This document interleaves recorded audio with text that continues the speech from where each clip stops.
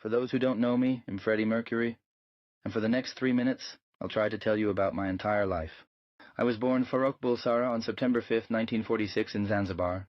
My parents, Bomi and Jer Bulsara, were Parsis of Persian origin. We were well off financially, so my childhood was fairly comfortable. At age 8, I was sent to a boarding school in Bombay, India. It was there that I started playing piano and formed my first band, the Hectics. In 1963, I returned to Zanzibar, but the 1964 revolution forced us to move to London. There I attended Ealing College of Art and began meeting other musicians. My musical career really took off in 1969 when I became the lead vocalist for a band called Ibex. Shortly after, I joined Roger Taylor and Brian May, who would later become my bandmates in Queen. John Deacon joined us a little later. He had a rather peculiar smile due to 4 extra teeth. I knew surgery could correct it, but I never dared for fear it would affect my vocal range. Queen played their first concert in 1970, and we released our first album in 1973. The beginnings were slow, but with our second album, Queen 2, we began to show our distinctive style. Real success came with Sheer Heart Attack in 1974, and then with A Night at the Opera in 1975, which included the famous Bohemian Rhapsody. Our popularity continued to grow with albums like A Day at the Races, News of the World, and The Game, which contained hits like We Are the Champions and Another One Bites the Dust.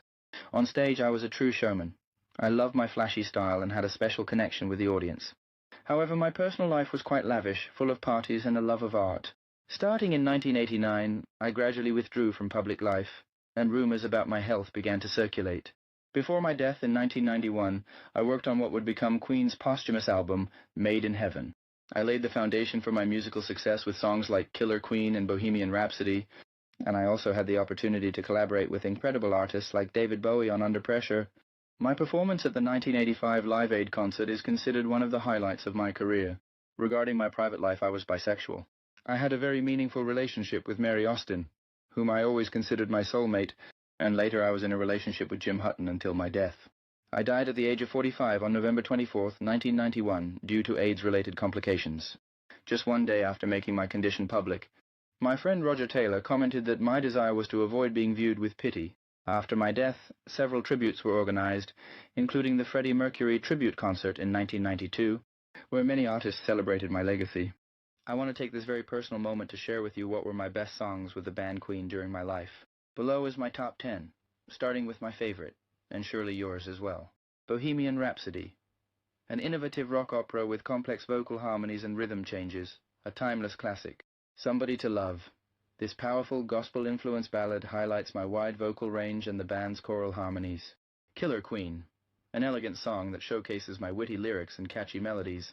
We Are the Champions, a true stadium anthem, famous for its triumphant chorus and my soulful performance. Don't Stop Me Now, a joyful celebration of life driven by my virtuoso piano playing.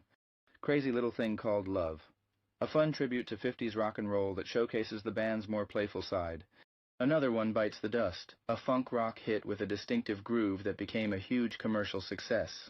Under Pressure, a collaboration with David Bowie. And while it's not 100% Queen, it deserves to be in my top 10. I Want to Break Free.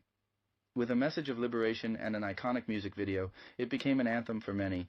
Who Wants to Live Forever, an emotional ballad written for the film Highlander that highlights the vulnerability of my voice. As you know, I also had a notable, albeit less extensive, solo career. And below I share my top 10, this time saving the best for last. From my album Mr. Bad Guy, 1985, featured songs such as I Was Born to Love You, an upbeat pop-rock anthem with a catchy melody, Living on My Own, a melancholic disco song, which gained further popularity with a 1993 remix. Love Me Like There's No Tomorrow, an emotional ballad with a passionate vocal performance. Mr. Bad Guy, a song that shows a darker side of my artistic personality. Made in Heaven, a powerful ballad that was revived by Queen after my death. Other notable songs are The Great Pretender, 1987, Time, 1986, and Love Kills, 1984, each showcasing different facets of my musical legacy. In my collaboration with Montserrat Caballé, 1988, the following stand out. The Golden Boy, another example of the power of our voices. How can I go on, a lyrical ballad where our voices intertwine in a sublime way? And Barcelona, without a doubt my favorite. An operatic duet that became the anthem of the 1992 Barcelona Olympic Games.